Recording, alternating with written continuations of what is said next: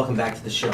Jeff, good to see you. Good to be with you. I'm sorry for all this crazy weather, and I know you're not feeling well. I hope you feel better. Well, everybody gets colds, you know. I came back from my little vacation in the sun, and I knew I was coming back into the germ fest. Correct. Everybody I know has a cold. So, Mark, you're bringing up a topic that actually crosses my desk every week. Correct. The topic is sending in a resume if you want to be considered as an employee and reviewing that resume as an employer. And the issues have changed a lot relating to that resume, because when you and I were interviewing, we used to have a resume, we used to really work on our cover letter, the typeset of that cover letter.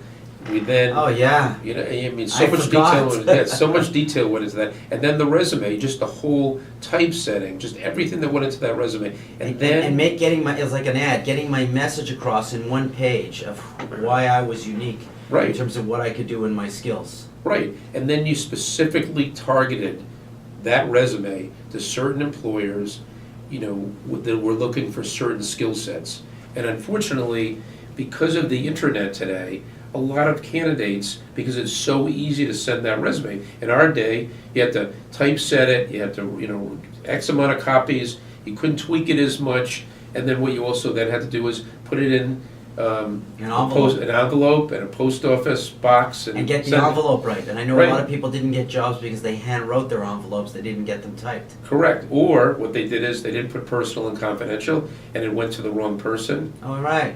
Or it didn't arrive That's in why time. I didn't get those jobs. I think it might have been for other reasons. This is like therapy for me. But, you know, in the end of the day, it's a very different process today. And if you're an employee, you really have to take the time.